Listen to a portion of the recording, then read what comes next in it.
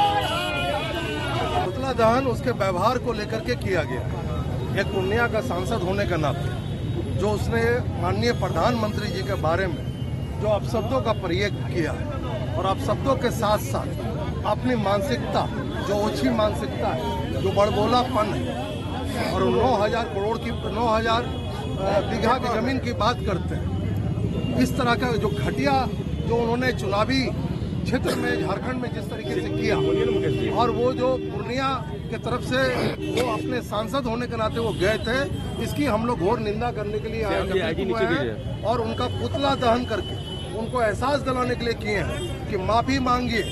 आप प्रधानमंत्री जी के चरणों तक लायक नहीं हो, अभी वहां तक पहुंचने के लिए बहुत कुछ सोचना पड़ेगा।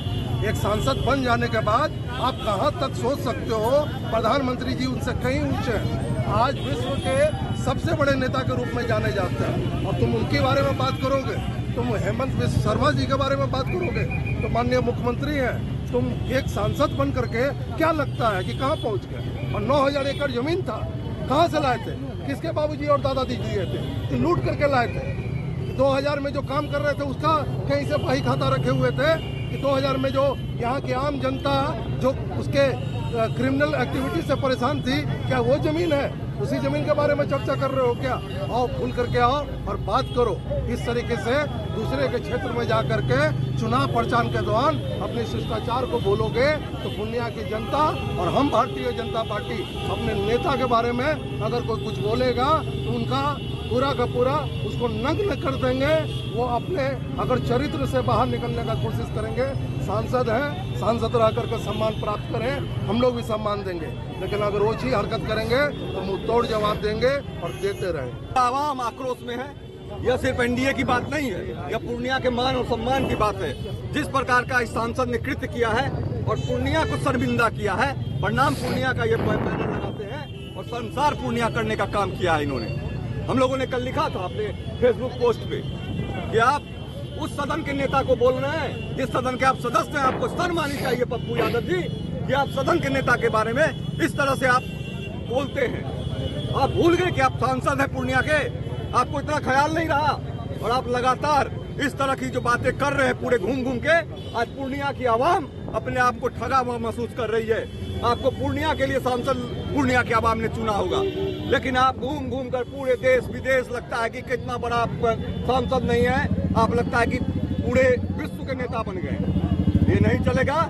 और माननीय प्रधानमंत्री जिनका जीवन जो है ना वो त्याग और समर्पण की कहानी कहता है, उनका कण कण तन तन इस देश को समर्पित है। और ऐसे माननीय यशस्वी प्रधानमंत्री जी के बारे में बोलने का आपको राइट नहीं है, आपकी औकात नहीं है। इसीलिए मैं इस मंच से कहना चाहता हूं कि आप अपने आदत में सुधार लाएं। भगवान आपको सद्बुद्धि दे कि आप पूर्णिया का नाम जो मटिया मेट कर रहे हैं तो ऐसा करना बंद करें।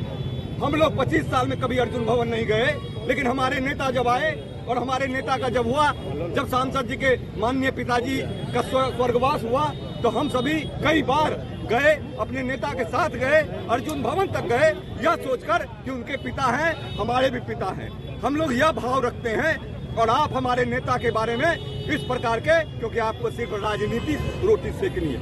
राहुल गांधी और लालू यादव जी के कृपा पात्र बनने के लिए जो आप ये नौटंकी कर रहे हैं ना, तो इसकी जवाब आपको जनता देगी।